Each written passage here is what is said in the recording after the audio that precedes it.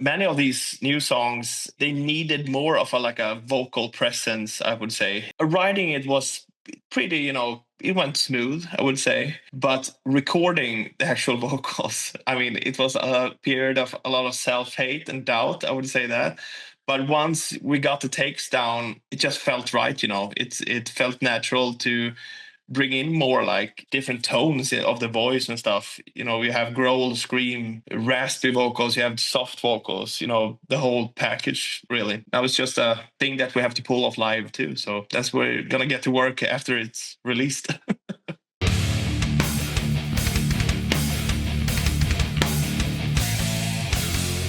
What's up, everybody? It's Keefy of GhostCultMag.com. I am super excited to be joined today by Niklas from Orbit Culture. How are you doing today? Hell yeah, man. I'm doing great. How are you? Yeah, man. You should be doing great. You have a brand new album coming out soon, Death Above Life, your first for Century Media. That's a full length. And I'm super excited to talk to you about this. This is probably our staff internally, like one of our most anticipated records of the year. And first and foremost, before we talk about the record, let's dial it back and let me ask you for a second about, I feel like you could have signed anywhere, and Century Media is one of the, you might even be wearing the shirt.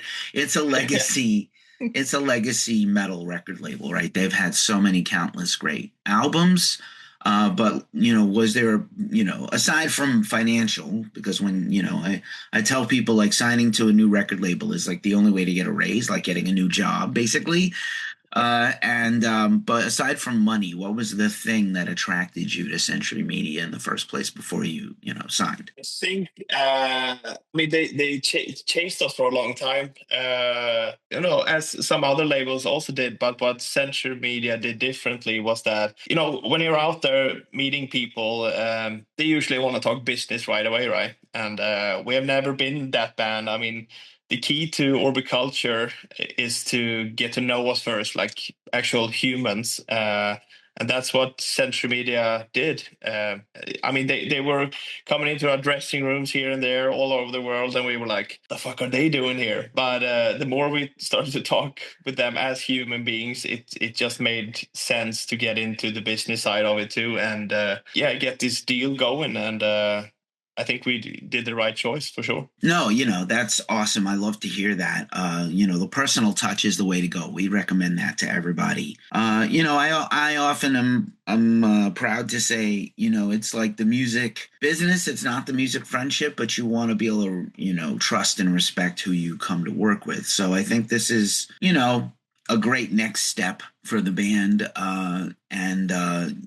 What I love about this new record, Death Above Life, that's coming soon, is I really feel like it captures the band. A lot of times you go see a band and they're not the same band on record as live. And I think that, performing is very important to you. So I think having a live sounding record, even if it wasn't recorded live, to have an album that is recorded and produced and mixed that sounds full of life like a live band should, I think is a really good quality this year, with the releases, some of them that sound very overproduced and mechanical. Yeah, thank you so much, man. This is the first time we brought in like an actual mixing engineer for it, Buster Odeholm, who does Humanity's Last Breath, Vildhjarta, Throne, and all that stuff. So, his expertise was, it was meant to be to just elevate our shit too. And I'm so happy that his mixes are very modern with a modern touch, but what he did for us was to keep like the band element in there. You can still hear that it's, four dudes playing, even though there are a lot of like cinematic elements and stuff, but it feels also kind of raw in a sense too, even though it sounds modern. Right on. I love that two things you said. First of all, elevate, which is like 100% on. And then I like, I know the band has been very talked in the press materials for the album about being influenced by composers more than any other band, or specifically any metal band. And I love hearing that. And I think that translates to the music. We'll talk about that in a second. But what I do love in terms of the word elevate, also you personally have elevated your style, your vocal style. I think there's a lot more catchy in a positive way elements, like a lot of very, things that will translate great to be playing live, like sing along choruses, but still super heavy. It kind of reminds me of kind of that turn of the century, Colony by In Flames, your countrymen. No shade there. That's a compliment in the highest way. For me, we're big fans. We've interviewed the band a ton of times over the years. And, that's great music making. I always say a good song works in any genre, but like, especially if you can get the crowd into it. I remember back to that Machine Head tour, and Machine Head's a great band to learn from because like they've been doing it a long time and they're still super heavy, but they're very catchy. Like people love their songs. Like they're memorable because you can sing along to it. So I think that's really cool that you guys still super heavy. I don't want anybody to get worried. Still very heavy, but like I like that there's you've stepped up vocally, and I think there's a lot of cool things to catch on to. Thank you so much, man. Yeah, many of these new songs, they needed more of a vocal presence, I would say. Writing it was pretty, it went smooth, I would say. But recording the actual vocals, I mean, it was a period of a lot of self-hate and doubt, I would say that. But once we got the takes down, it just felt right, it felt natural to bring in more like different tones of the voice and stuff. You have growl, scream, raspy vocals, you have soft vocals, the whole package, really. That was just a thing that we have to pull off live too. So that's where we're going to get to work after it's released. Right on it, helping me with my segue first thing in the morning, my time.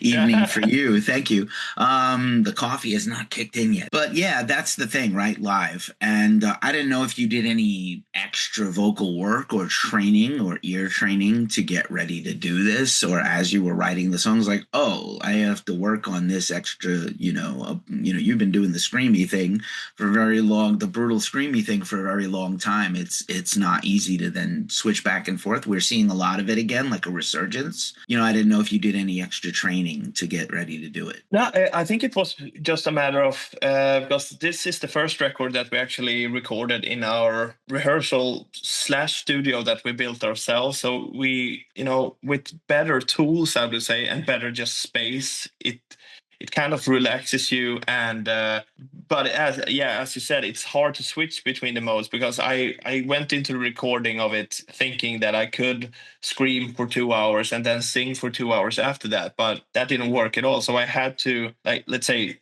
take 3 days to record the growls, take a break a day, and then come back to try to do the raspier thing. So I think I started with the harshest vocals first and then came to the end doing the softer, calm vocals, which it worked quite well. But the thing was that the studio now is way bigger, so I can like move around, and you can actually have a refrigerator there to take like a water. That was not the case like a few years ago. Right on. Yeah, the tiny rehearsal room. My band has a tiny room, just a small room in my buddy's house. But yeah, tough. I'm like, where did I leave that water? There's not. It's just wires everywhere. Exactly. Yeah. That's great to hear, and of course, like I said again, it translates over to the album if you guys are made comfortable, but not relaxed so much that you rested on your laurels, which is nice to know. Yeah, man, what a banger of a record. It's so strong right out of the gate, and I love that it's I'm still a person. I grew up listening to just albums. You had to listen to one song maybe if you're lucky and then buy an album, and I don't know what my young teenage brain thought about buying music based on album covers, but nice art, great artwork. But I love a record that has no skips, and this is a record, Death Above Life has no skips. It's so strong all the way, and I like that it's sort of plotted out well. I don't think it's a concept record, right? But like I like that it has like a rhythm. The tracks have a rhythm. They go together. It's not like, oh, that's weird. None of that. So super cool. There's no power ballad, everybody. It's not winger. We're good. Awesome. If anyone's wondering.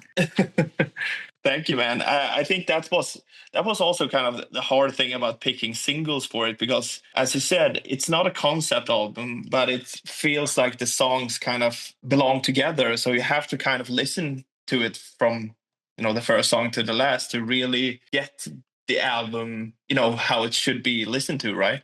So that it was quite tough to actually pick the singles, but I think once the album is out, it's gonna feel like an aha moment for a lot of people. Like, oh, that's now I can like see the full picture, if that makes sense. Yeah, totally. And I think the first two singles, again, good choices there. Now, having heard the whole album recently, I think you have three out as of now. Don't know, there's a lot of time left as we record this over the summer. Yeah. So they might get a couple more or at least one more, which I think it can do. I think a good record can have life and legs. And of course, again, shout out to the rest of the band who also did a tremendous job. Again, as a fan, I started as a fan of this band, when people were started to be like, yo, have you heard this band? And then I saw you live and we covered you guys overseas with our staff over there. And nothing but great reports. So I'm really curious to see this, kind of hear this new album and some of these songs live. Do you think you'll be playing, a good portion of the album live when you come out? I know people, again, are going to be like, clamoring for the older songs, but like, of course you have a brand new album you want to, give to the crowd, of course, and yourselves, so you don't get tired. Yeah. I mean, we're gonna go out now in October, like 3 weeks after the tour, or the album comes out. So I mean, the tour is called Death Above Life, so there will be a lot of the new stuff on there. But as you said, there's some songs that we really can't move around that people kind of expect. So we will try to keep it balanced, but it is a Death Above Life tour, and it will be a lot of material from it for sure. Right on. I don't know if like I'm interested to see hear the new stuff live and see how you guys do. And again, shout out to the whole band, because not just you, everybody really put the work in, it sounds like. And again, we've been talking about this record for like half a year. As soon as we like maybe a year.